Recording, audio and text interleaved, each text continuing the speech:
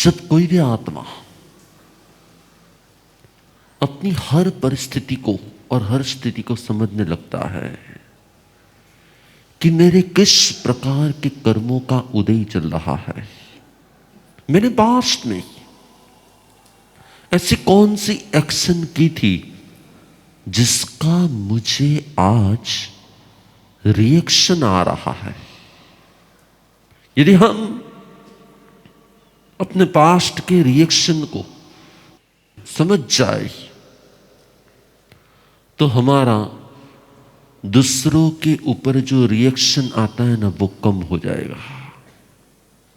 हम पास्ट के रिएक्शन को समझ जाएंगे तो हमारा दूसरों के ऊपर जो रिएक्शन आता है ना, क्या हो जाएगा? कम हो जाएगा। रिएक्शन कर्मों का, लेकिन हम रिएक्शन किसको देते हैं? दूसरे को देते हैं। और इसीलिए हमारी यही मिस्टेक रिएक्शन को रिपीट कराती है। रिएक्शन कर्मों का, लेकिन हम रिएक्शन किसको देते हैं? दूसरों को देते हैं। यही हमारी मिस्टेक रिपीट हो जाती है।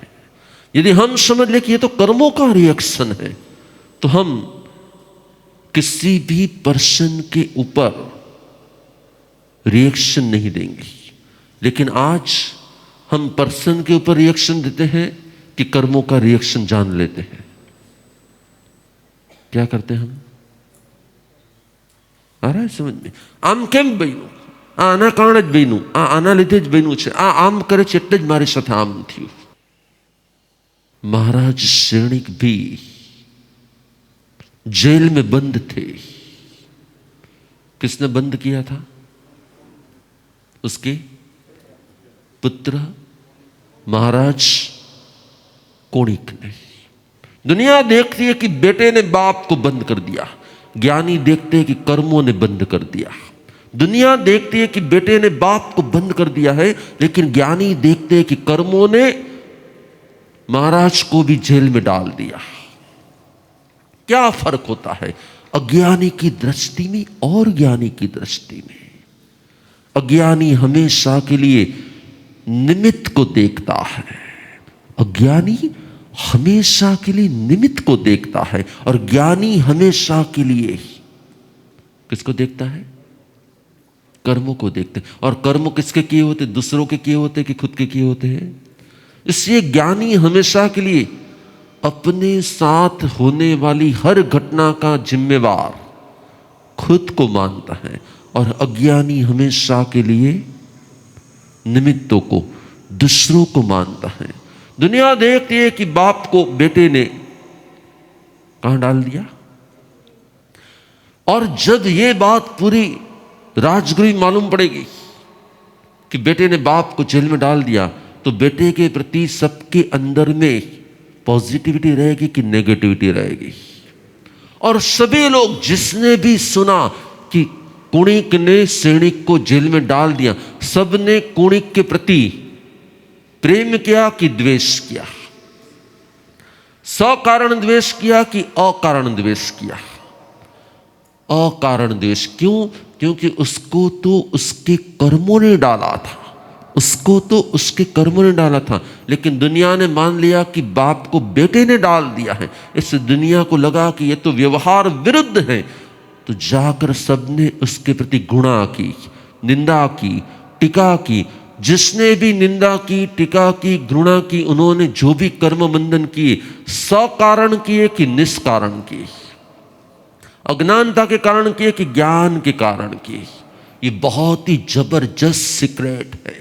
ये बहुत ही जबरदस्त कर्मों का सीक्रेट है कि होता है कर्मों के कारण, लेकिन हम गुनहगार मानते हैं किसको? होता है कर्मों के कारण, लेकिन हम गुनहगार मानते निमित्तों को। दुनिया देखती है कि एक पिता को एक पुत्र ने जेल में डाल दिया, हाहाकार हो गया, चारों ओर निंदा होने लगी।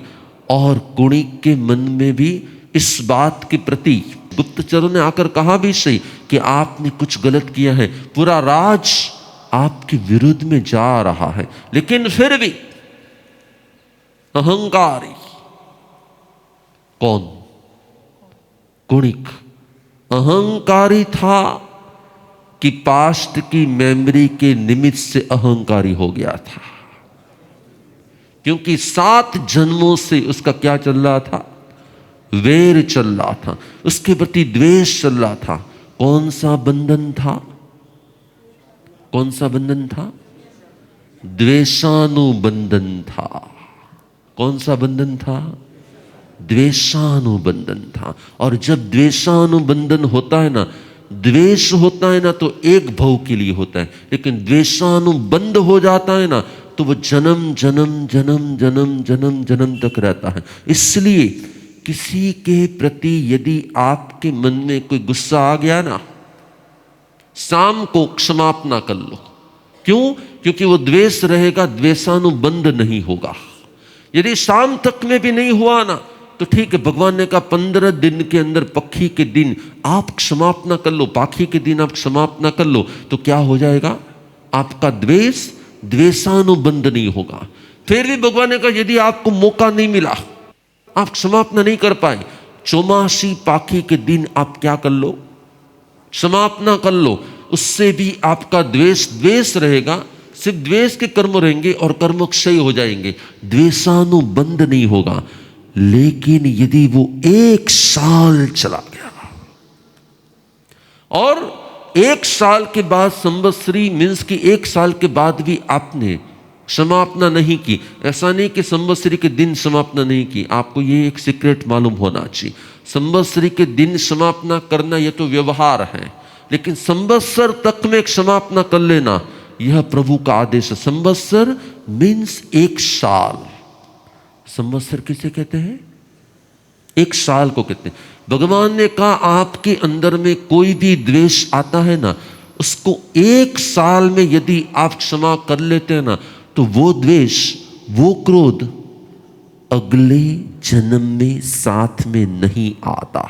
और यदि आप संवत्सर बीत जाता है फिर भी द्वेष आपके अंदर में रखते हो, भगवान कहते हैं कि वो द्वेष, वो क्रोध क्या हो जाता है? द्वेषानुबंध हो जाता है। और एक बार द्वेषानुबंध हो गया, कर्म का बंध अलग चीज है और द्वेषानुबंध कहां होता है? संस्कार में होता है, वो डायरेक्ट आत्मा में होता है, वो डायरेक्ट कर्मों में होता है। अब क्या होगा? अब क्या होगा? वो भव में रहेगा कि अगले भव में आएगा? और आप देखते हैं इस जन्म में आपको किसी व्यक्ति के प्रति बिना कारण क्रोध आ रहा है। आप इस जन्म में देखते हो कि किसी व्यक्ति के प्रति आपके मन में बिना कारण क्रोध आ रहा है, बिना कारण ही उसके प्रति द्वेष आ रहा है। उसको देखते ही बस ऐसा लगता है ये कहां आ गया। यदि आपकी लाइफ में ऐसा कोई भी पर्सन है, बार बार बार बार जाके भगवान ने कहा बुझो बुझो, बुझो बुझो का मीनिंग होता है बार बार, बार बार जाके क्षमापना कर लेना। क्यों? उससे आपके अंदर का द्वेषानुबंध क्या हो जाएगा? आपके पास गोल्डन चांस है, आपके पास गोल्डन चांस है अपने द्वेषानुबंध को समझने का। क्योंकि एक सिर्फ मनुष्य ही अपने द्वेषानुबंध को समझ सकता है। जगत का और कोई भी प्राणी नहीं समझ सकने के कारण हर बार द्वेष की परंपरा को बढ़ाएगा कि कम करेगा? बढ़ाएगा। और जैसे जैसे बढ़ता जाएगा, बिना कारण के, बिना किसी भी रीजन के आपको उसके प्रति द्वेष आएगा। और वो द्वेष भगवान ने कहा अनंत अनुबंध वाला हो जाएगा, जिसको कहा जाता है अनंतानुबंधी। उसके कारण आप चाहे कितने ही धार्मिक होंगे ना, फिर भी आपको उसका खून कर देने का मन हो जाएगा, आपको उसकी कत्ल कर देने का मन हो जाएगा। क्योंकि भगवान ने कहा द्वेषानुबंध का रिजल्ट होता है भयंकर हिंसा। द्वेष हिंसा में कन्वर्ट हो जाती है। और आपने देखा होगा जहां कहीं पर भी खून होता है ना, किसी का भी व्यक्ति खून कर देता है ना, वो आवेश में करता है कि शांति में करता है? आवेश में करता है। और वो आवेश थोड़े दिनों का होता है कि बहुत लंबे समय का होता है, बहुत लॉन्ग टाइम का होता है। और इसीलिए किसी भी व्यक्ति के प्रति आपके मन में द्वेष है तो उसको भी क्या कर दो, क्षमा कर दो, क्षमापना कर दो। बार बार जाके सामने वाला क्षमा करे कि नहीं करे, आपको क्या कर देना है, क्षमा कर दे। उससे आपका क्या कम हो जाएगा, द्वेषानुबंध कम हो जाएगा। महाराज सैनिक थे कहां पर, जेल में। और कुणिक सुबह उठ के उसका नियम था अपनी माता के चरण स्पर्श करने जाने का। और जब वो अपनी माता के चरण स्पर्श करने गया, देखो कितनी विधि की वक्रता है। पिता को वो जेल में डालता है और माता को चरण स्पर्श करता है। एक तरफ उसका पूर्ण विनय भाव है और एक तरफ उसका पूर्ण अविनय भाव है। अभी एक ही आत्मा में दो प्रकृति। भगवान ने कहा नहीं, कुणिक प्रकृति का विनयवान था।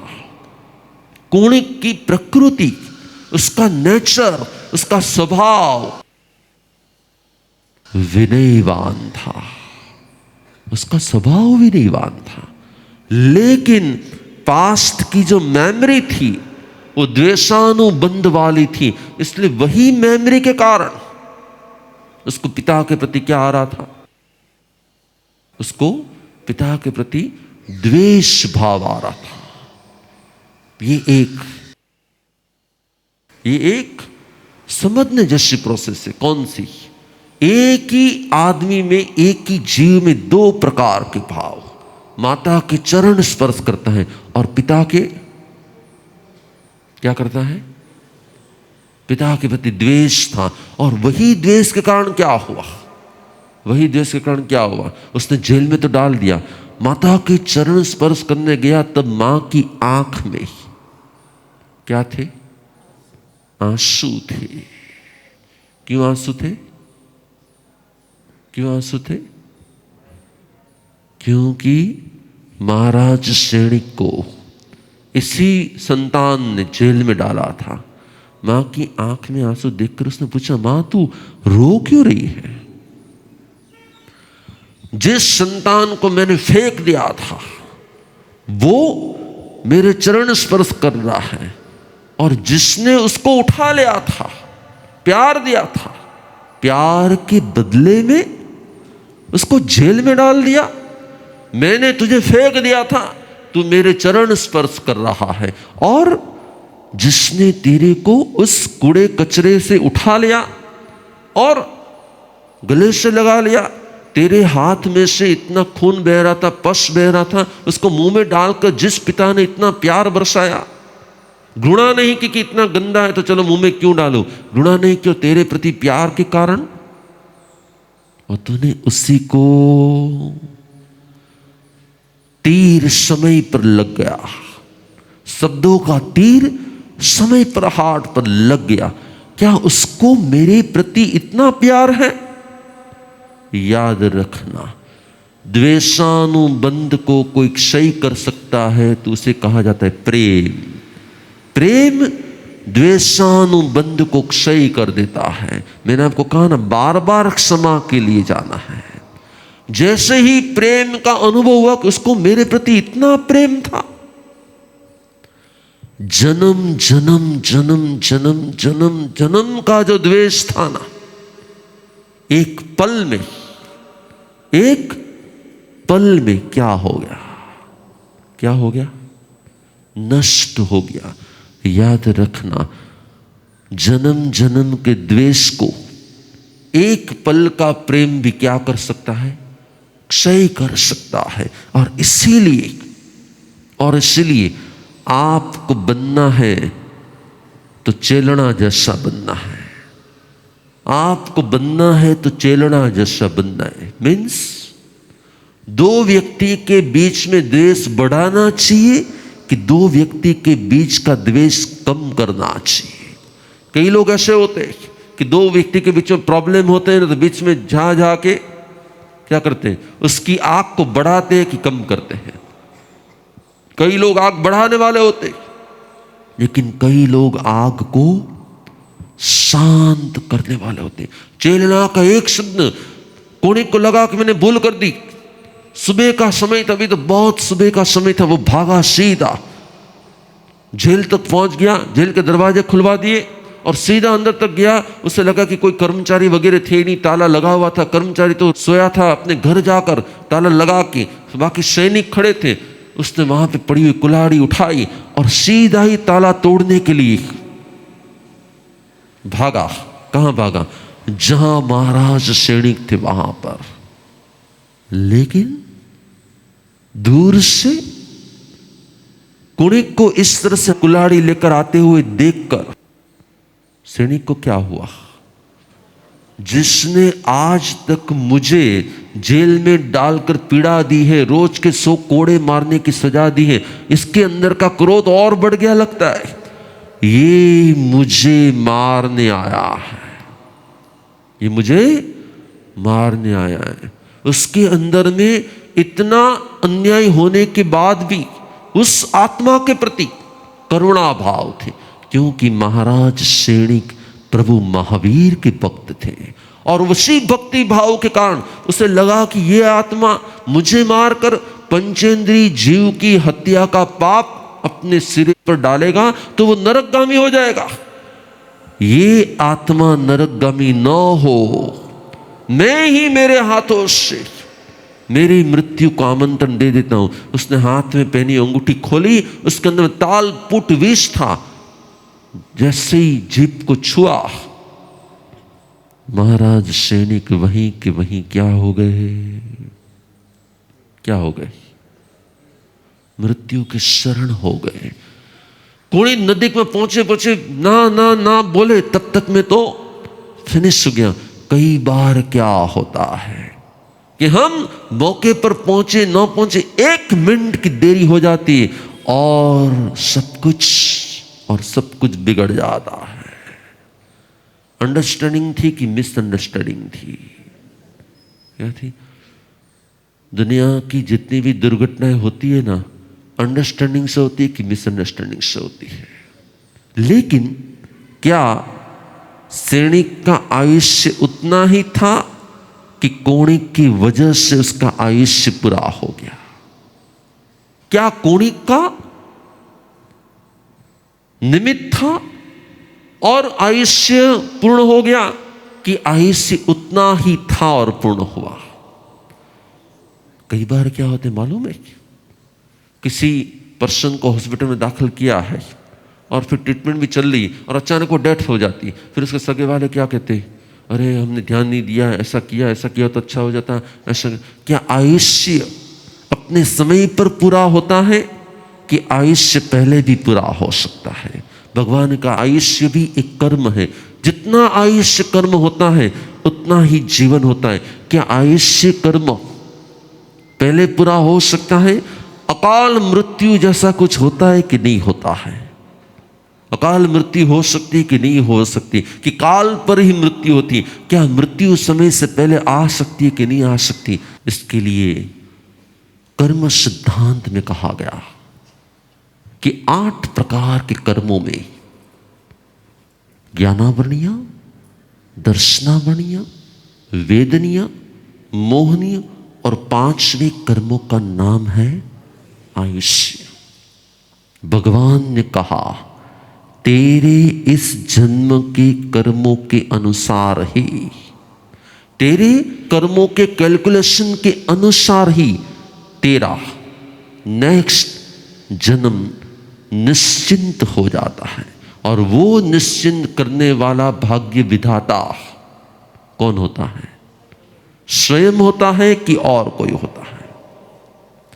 हम ही हमारे अगले जन्म का आयुष्य फिक्स करते हैं और कोई नहीं करता। लेकिन हाँ, समझने जैसा जबरदस्त सीक्रेट ये है कि पूरे जन्म में ज्ञानावरणीय, दर्शनावरणीय, वेदनीय, मोहनीय, नाम, गोत्र और अंतराय, ये 7 कर्म है ना, पल पल पल पल हर पल बंधाते रहते हैं। लेकिन आयुष्य कर्म हर पल निश्चिंत नहीं होता। भगवान ने कहा आपकी इस जन्म की जितनी भी उम्र होती है उसका जब 1/3 भाग बाकी रहता है ना, उस दिन उस पल आपका अगला जन्म निश्चिंत होता है, जिसे कहा जाता है आयुष्य का बंद होना, जिसे कहा जाता है आयुष्य कर्म का बंद होना। यदि 1/3 के दिन बीच 5म 8म 11स यह पक्षी नहीं है तो आपकी आत्मा बहुत वाइब्रेट नहीं होगी, क्योंकि भगवान ने कहा कि ये 5 दिनों में आपकी आत्मा जबरदस्त वाइब्रेट होती है। और जब आपकी आत्मा जबरदस्त वाइब्रेट होती है ना, तभी आपका अगला आयुष्य नक्की होता है। यदि जिस दिन 1/3 भाग बाकी रहा और वो दिन बीच 5म 8वीं चतुर्दशी पक्षी नहीं है, तो फिर क्या होगा? आयुष्य का बंध नहीं होगा तो फिर अगला जन्म होगा कि नहीं होगा? आयुष्य नहीं होगा तो अगला जन्म ही नहीं होगा। भगवान ने कहा नहीं, ऐसा नहीं है। यदि 1/3 भाग में नहीं हुआ तो जितना आयुष्य बचा है ना, उसके 1/3 भाग में आयुष्य का बंध होगा। यदि उस दिन भी नहीं हुआ तो उसके जो 1/3 भाग बाकी रहेगा उस दिन होगा। यदि उस दिन में नहीं हुआ तो उसका जो 1/3 भाग बाकी रहता है ना, तब होता है। और तब भी नहीं हुआ तो भगवान का लास्ट 48 मिनट में, लास्ट मुहूर्त में अगला आयुष्य निश्चिंत हो जाता है कि हम कहाँ जन्म लेने वाले हैं। लेकिन जब हम आयुष्य बंद करते हैं ना, तब कैसे करते मालूम है? भगवान ने कहा जैसे गाय पानी पीती है ना, जैसे गाय पानी पीती है ना, उसी प्रकार से हम भी आयुष्य का बंद करते हैं। कितनी बार करते हैं? भगवान ने कहा 6 बार में हम आयुष्य का बंद करते हैं। गाय जब पानी पीती है तब एक साथ पानी पीती है कि कैसा पानी पीती है? थोड़ा लेगी, फिर रुकेगी, फिर लेगी, फिर रुकेगी, फिर लेगी, फिर रुकेगी। इस तरह से पानी पीती कि एक साथ पानी पीती है। भगवान ने कहा जैसे गाय पानी पीती है उसी प्रकार से हम नेक्स्ट जन्म के आयुष्य को बंद करते हैं। एक बार लिया, सेट किया, दूसरी बार लिया, सेट किया, तीसरी बार लिया, सेट किया, चौथी बार लिया, सेट किया। ऐसे 6 बार हम अपने आयुष्य के कर्मों को अट्रैक्ट करते हैं और वो कर्मों में हमारी मेमोरी सेट हो जाती है अगले जन्म की आयुष्य की मेमोरी उसमें सेट हो जाती है। ये जो 6 गैप हो जाते हैं ना, 6 गैप हो जाती है। एक लेते, फिर दूसरा लेते, फिर तीसरा लेते। आपको मालूम घर में पराठा बनता है, कई बार पराठा कैसा होता है? सीधा रोटी की तरह होता है। और कई बार ये लोग क्या करते हैं मालूम है? एक बार करके उसको वापस बना देते हैं, फिर उसको वापस उसके ऊपर करते हैं, फिर वापस बना के उसके ऊपर वापस। तो कितने पड़ हो जाते हैं उसके? 5 6 7 जितने उसके लेयर हो जाते हैं और फिर वो पराठा बनते हैं। लेकिन जब खाते हैं ना तब लगता है ऊपर से एक है, लेकिन जब खोलते तब अंदर से कितने होते हैं? 5 6 7 जितने लेयर्स होते हैं। इसी प्रकार से आपके आयुष्य के भी लेयर्स होते हैं। और जो एक लेयर का और बीच के लेयर का जो समय होता है ना, वो कभी कभी हमारे लिए डेंजर हो जाता है, क्योंकि ये आयुष्य है, वो भी आयुष्य है, लेकिन 2 आयुष्य के बीच का जो समय है वो कभी कभी घात का पीरियड हो जाता है। उस समय में यदि हम संभलते नहीं हैं तो कभी हमारा आयुष्य ब्रेक भी हो जाता है। क्योंकि भगवान ने कहा आपका आयुष्य कर्म 2 प्रकार का होता है। कितने प्रकार का? 2 प्रकार का।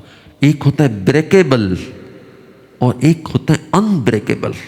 कई लोगों को आपने देखा होगा, 6ठे माले से फेंको ना, नीचे गिर के चलने लगता है, और कई सिर्फ चलते चलते गिरे ना, वहीं पर ब्रेन हेमरेज हो गया और फिनिश।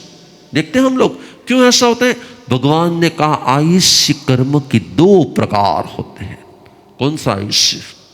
सोपक्रम आयुष्य और निरुपक्रम आयुष्य, ब्रेकेबल आयुष्य और अनब्रेकेबल आयुष्य। बोलो आपका कौन सा है? ब्रेकेबल है कि अनब्रेकेबल है? आपका आयुष्य कौन सा, ब्रेकेबल है कि अनब्रेकेबल है? अनब्रेकेबल है ना, तो सामने वाला आपको पटक भी देना छठे माले से, आपको चिंता नहीं करनी, कुछ नहीं होने वाला। और यदि ब्रेकेबल है तो चलते चलते किसी ने धक्का मार दिया तो भी क्या होने वाला है? आपको मालूम होना चाहिए कि नहीं होना चाहिए आपका आयुष्य कौन सा है, ब्रेकेबल है कि अनब्रेकेबल है? तुम्हारा आयुष्य किस ब्रेकेबल का अनब्रेकेबल? અમને કાંઈ તમને તમારી ખબર જ નથી હોતી। મને બહુ આશ્ચર્ય થાય ઘણી વાર, શું આખા ગામની ખબર હોય, આખા ગામની બધી ખબર હોય, પણ આપણને આપણી આખા ગામમાં શું થયું, કેમ થયું, ઓલો વિજ્ઞાની ક્યાં ચંદ્ર પર પહોંચી ગયો, આ થયું ના, બધી ખબર હોય। બે જણા ભેગા થાય એટલે જે સ્ટાર્ટ થાય અડધી કલાક સુધી બંધ ન થાય, પણ આખી વાતમાં વાત કોની હોય? બીજાની કે પોતાની? તમને પોતાની ખબર જ નથી અને આખા ગામની ખબર રાખવી છે। ગજબ છે, ગજબ। પોતાની ખબર તમારું આયુષ્ય કેવું છે, બ્રેકેબલ કે અનબ્રેકેબલ? I don't know. મને કાંઈ बोलो, મને કાંઈ જ खबर थी। भगवान कहते जब आयुष्य का बंद होता है ना, तब दो प्रकार का आयुष्य का बंद होता है, ब्रेकेबल और अनब्रेकेबल। जिसका ब्रेकेबल आयुष्य का बंद होता है उसके लिए भगवान ने एक सिद्धांत कहा है। जैसे आप साइकिल पर जा रहे हो और आपकी साइकिल के पीछे कैरियर लगा हुआ है, होता है ना, साइकिल के पीछे क्या होता है? कैरियर होता है, और गन्ने होते, गन्ने। किसी आदमी ने अपने खेत से गन्ने निकाले और उसके टुकड़े कर करके उस कैरियर के ऊपर रखे, और फिर वो साइकिल से वो अपने घर तरफ जा रहा था। रास्ते में उसका व्हील एक खड्डे में गया और बाहर निकला। जैसे ही खड्डे में जाके बाहर निकला, साइकिल को धक्का लगा, और जैसे साइकिल को धक्का लगा तो पीछे रहे हुए गन्ने के टुकड़े बिखर जाएंगे कि यूं के यूं रहेंगे? बिखर जाएंगे। लेकिन जब उसने गन्ने के टुकड़े को रखा, तब रखने के बाद ऊपर एक डोरी लगा दी और एकदम पैक कर दिया। अब वो साइकिल खड्डे में भी जाएंगी, फिर भी गन्ने के टुकड़े बिखरेंगे कि नहीं बिखरेंगे? भगवान ने कहा आयुष्य कर्म का भी ऐसा ही होता है। जिसका सोपक्रम आयुष्य होता है, ब्रेकेबल आयुष्य होता है, वो अपने आयुष्य कर्मों के परमाणुओं को शिव आत्मा के साथ जोड़ के रखता है, उसके ऊपर कोई बंधन नहीं करता।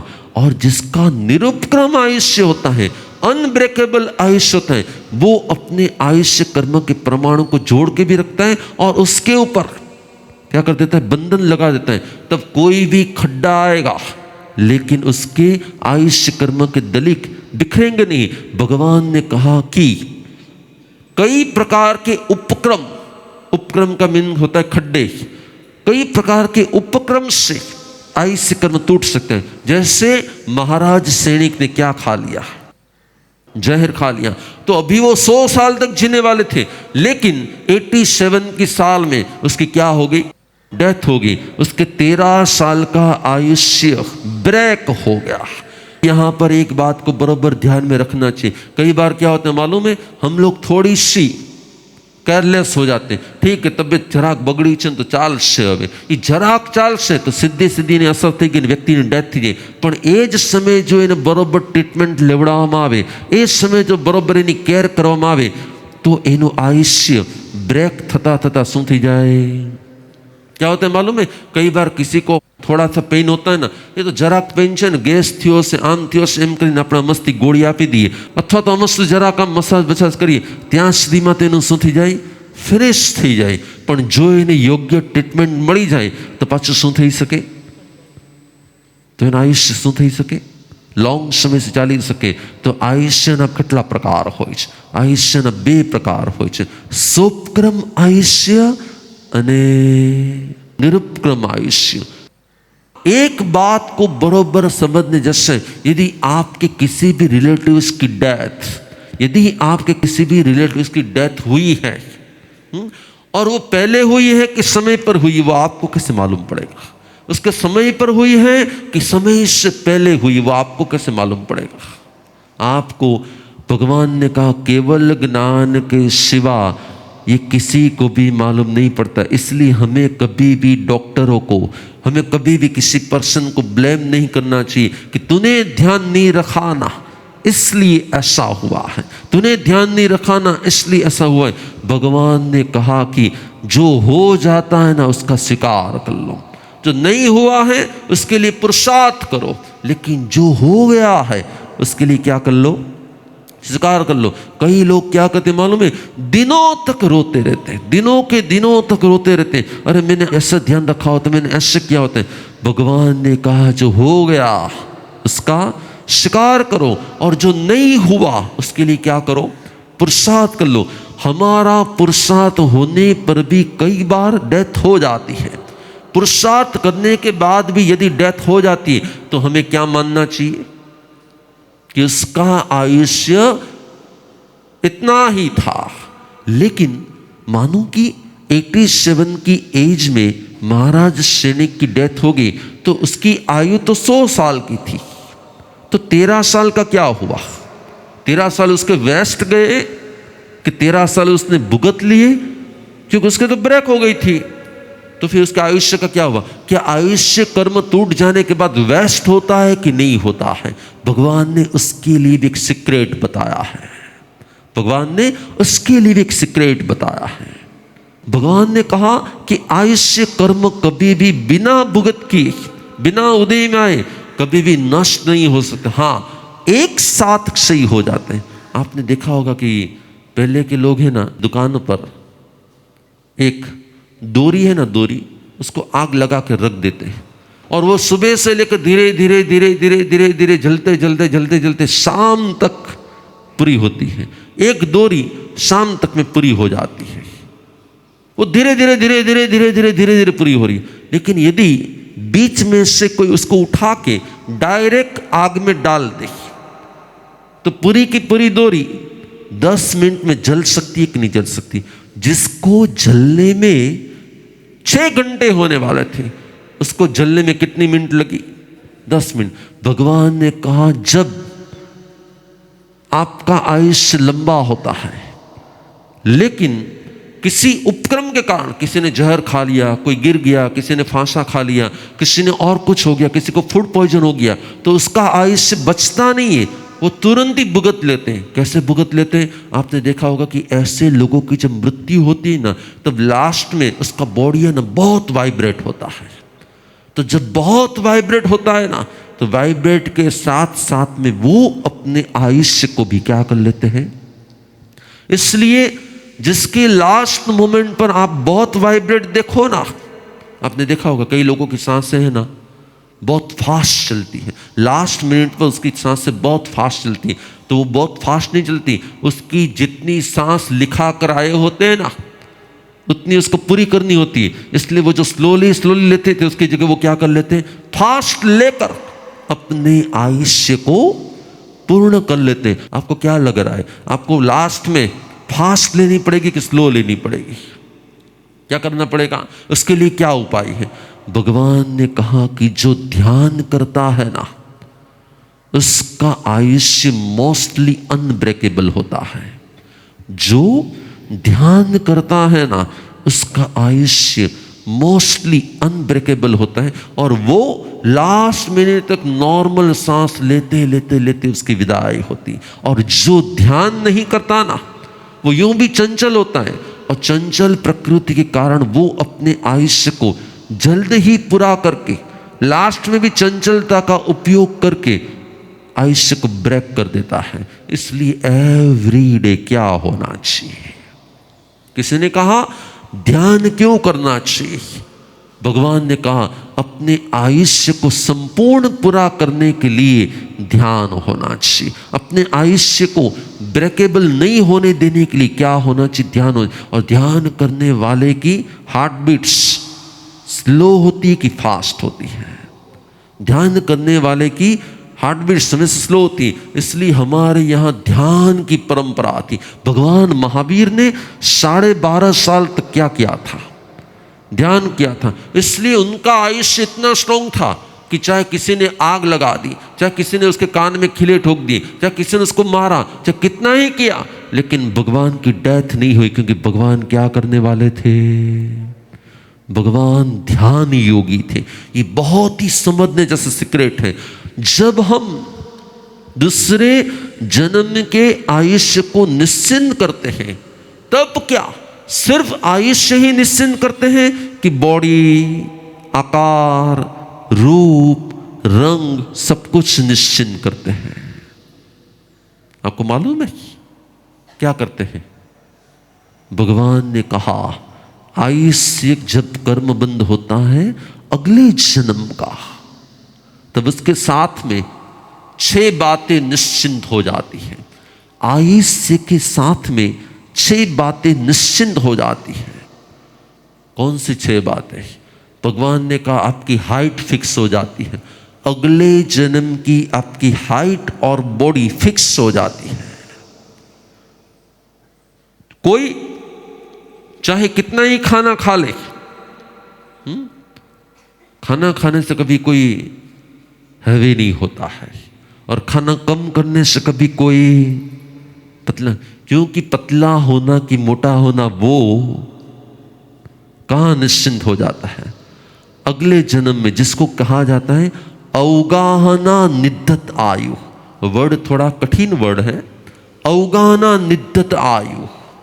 अगले जन्म में आपकी हाइट, बॉडी फिक्स हो जाती है, उसी के अनुसार ही आपके इस जन्म की हाइट और बॉडी रहती है। आपके बॉडी के कलर जन्म के वक्त कैसे होंगे, 5 साल के बाद कैसे होंगे, 10 साल के बाद कैसे होंगे, 15 साल के बाद कैसे होंगे, 20 साल के बाद कैसे होंगे, ये सब कुछ कब निश्चिंत हो जाता है? कब निश्चिंत हो जाता है? जब आप अगले जन्म में आयुष्य निश्चिंत करते हैं, तब निश्चिंत हो जाता है। भगवान ने कहा कि तुम्हारा रूप, तुम्हारा रंग, तुम्हारा आकार, तुम्हारी बॉडी का स्ट्रक्चर, उसका कलर, उसका स्किन टोन, उसका डिसीज, आपको कौन सी उम्र में कौन सा डिसीज होने वाला है, वो आपके लास्ट जन्म के आयुष्य के बंध के समय में फिक्स हो जाता है। इसलिए उसमें कोई जात का चेंज नहीं आता, जिसको भगवान ने कहा 6 प्रकार के निद्धत आयु। गति नाम निद्धत आयु, जाति नाम निद्धत आयु, स्थिति नाम निद्धत आयु, अवगाहना नाम निद्धत आयु, प्रदेश नाम निद्धत आयु, अनुभाग नाम निद्धत आयु। भगवान ने कहा 6 स्थिति अगले जन्म की इस जन्म में फिक्स हो जाती, और वो चेंज नहीं होती है, और वो चेंज नहीं होती। इसलिए आपने देखा होगा कि कई लोगों का स्ट्रक्चर है ना, आपने 10 साल पहले देखा तब भी वही था, 15 साल के पहले देखा तब भी वही था, और 20 साल के बाद भी वो ऐसे कैसे दिख रहे थे। तो ये मेंटेन कौन करता है? भगवान का आपके आयुष्य के साथ निद्धत आयु होता है ना, वही आपके स्ट्रक्चर को क्या कर देता है? नियत कर देता है। इसको कहा जाता है निद्धत आयु। इसमें बहुत डीप है, लेकिन हमें और डीप में नहीं जाते, आपको इतना ही समझाना है। अगले जन्म का आयुष्य कब निश्चिंत हो जाता है? इस जन्म में। और कौन करने वाला होता है? हम स्वयं होते हैं। और जब भी आयुष्य निश्चित होता है तब 2 प्रकार का होता है। कौन से 2 प्रकार का? एक ब्रेकेबल और एक अनब्रेकेबल। जितने भी तीर्थंकर परमात्मा होते हैं, जितने भी तीर्थंकर परमात्मा होते हैं, जितने भी बलदेव होते हैं, जितने भी वासुदेव होते हैं, जितने भी चक्रवर्ती होते हैं, इन सभी का आयुष्य अनब्रेकेबल होता है। इन सभी का आयुष्य अनब्रेकेबल होता है। ये पूरे सिद्धांत को समझ कर इसको अप्लाई कहाँ करना है, ये समझने की बात है। अगले जन्म का आयुष्य कौन निश्चित करता है? मैं ही निश्चित करता हूं। इसलिए भगवान ने कहा पूरे साल भर की जो पढ़ाई होती है उसके ऊपर एग्जाम का रिजल्ट आता है। आयुष्य बंद तुम्हारी लाइफ का रिजल्ट नक्की करता है कि आपने कैसी लाइफ जी थी। जेम आखो वर्ष तमे केवू भणा एनी खबर सेनापति पड़े, एग्जाम पर खबर पड़े कि ओके तमे आवू स्टडी कर्युं हतुं, एम तमारुं आयुष्य नक्की थाय ने एना बधी खबर पड़े कि तमे आखी लाइफ केवी जीवा था।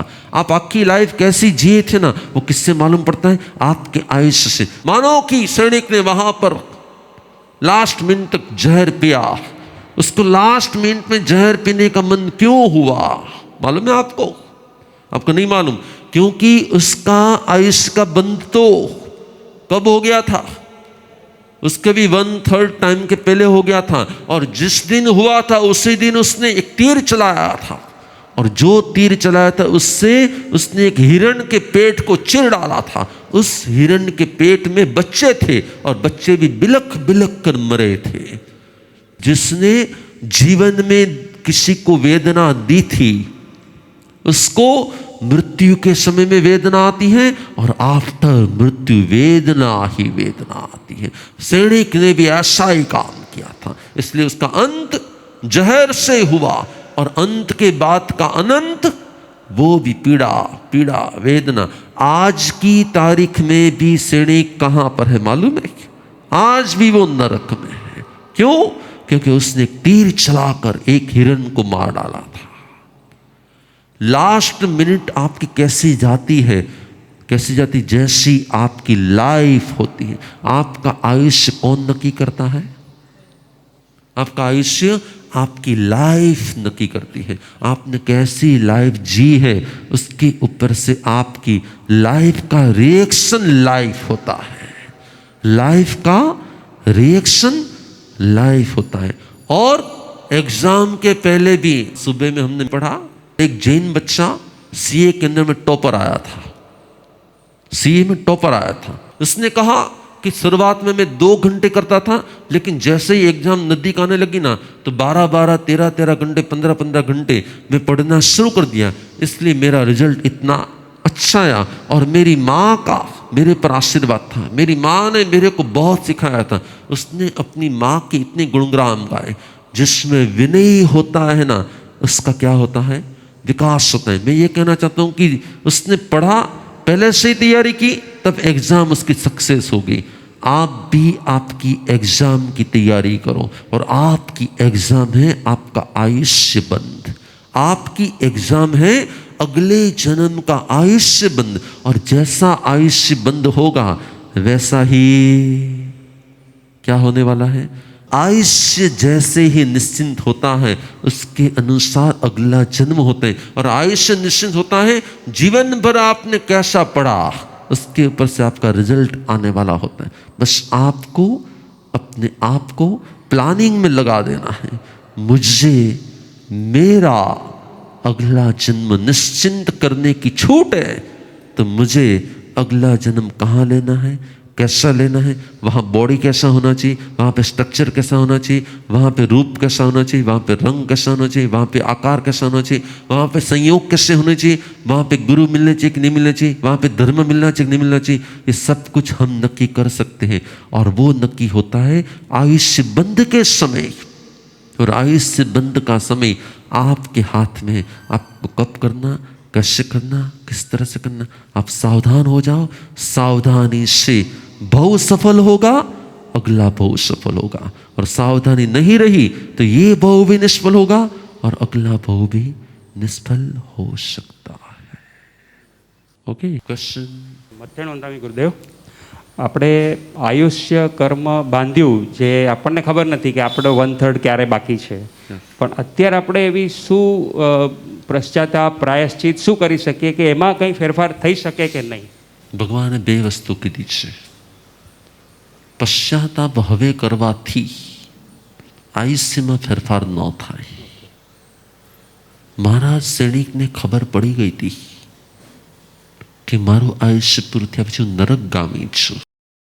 એણે ભગવાનને પણ આ પ્રશ્ન પૂછ્યો, ભગવાન કંઈ પશ્ચાતાપથી કંઈ ફરક પડી શકે કે ન પડી શકે? ભગવાન એને ઘણા બધા ઉપાય બતાવ્યા, પણ એ ઉપાયમાં એ નિષ્ફળ રહ્યા. આયુષ્ય કર્મ બંધ થયા પછી તેમાં કોઈ પ્રકારનો ફેરફાર થઈ શકતો નથી. તે અવશ્ય ભોગવવું પડે, ભોગવવું પડે, ભોગવવું જ પડે. હા, બ્રેકેબલ હોવાને કારણે કદાચ એ પૂરેપૂરું ન ભોગવવું પડે, પણ અમુક અંશે એને જન્મ તો લેવો જ પડે, આયુષ્ય તો ભોગવવું જ પડે. આયુષ્ય કર્મમાં બંધ પછી કોઈ સંક્રમણ થતું નથી, કોઈ ઉદ્વર્તન થતું નથી, કોઈ અપવર્તન થતું નથી, કોઈ પ્રદેશ ઉદય થતો નથી. એનો વિપાક ઉદય જ થાય છે અને તે ભોગવવો પડે છે. ગુરુદેવ આ તો સમજાઈ ગયું કે આયુષ્ય આપણે ફેરફાર નથી, પણ ક્વોલિટી ઓફ લાઈફ નેક્સ્ટ જન્મની. યસ, હવે એમાં ફેરફાર થઈ શકે છે. કેવી રીતે ફેરફાર થઈ શકે છે કે નિદ્દત આયુ એ નિકાચિત નથી હોતું, નિદ્દત હોય છે. એટલે જાતિ, કુલ, બલ, અવગાના આ બધામાં થોડા ઘણા ચેન્જીસ લાવી શકાય છે. જેમ બેરિયાટિક ઓપરેશન કરે તો એટલે હેવી સ્ટ્રક્ચર હોય થોડાક શું થઈ જાય, પ્લાસ્ટિક સર્જરી કરે તો નાક ઠેકાણે ન હોય તો બરાબર ઠેકાણે આવી શકે. પણ એમાં પણ જો નિદ્દત કર્મ બાંધેલું હોય ને તો ફેરફાર થાય. જો નિકાચિત બાંધેલું હોય ને તો પાછું નાક ઓપરેશન પાછું હતું ત્યાં તે પહોંચી જાય. ઓકે. એટલે એનો પણ ભગવાને નિયમ બતાવ્યો છે કે નિદ્દત છે કે નિકાચિત છે. મોસ્ટલી નિદ્દત હોય છે એટલે એમાં થોડા ઘણા ફેરફારો થઈ શકતા હોય છે. આપે કહ્યું કે દ્વેષભાવ, દ્વેષાનો અનુબંધ, તો આ એક બે હાથે તાલી પડે છે એ જે વાત છે એની મારા મનમાં દ્વિધા છે કે એક માણસ દ્વેષ કરે છે, એ સામે બીજો એનું રિએક્શન આપે છે, તો આ ચેઇન જે છે એ બ્રેક નથી થતી અને બંને પોતપોતાના કર્મ વધારે બાંધે છે. યસ, તો આ શું એ લોકોના એ ટાઈપના કર્મના ઉદય હતા એટલે હતું? એ કર્મના ઉદય હતા એટલા માટે હતું. પણ હા, જો જેવું કોણિકને પ્રેમ મેળ્યો ને સાચો, સમજ મળીને સાચી, જ્ઞાન મેળવ્યું ને સાચું, તો તરત એનો દ્વેષાનુબંધ શું થઈ ગયો?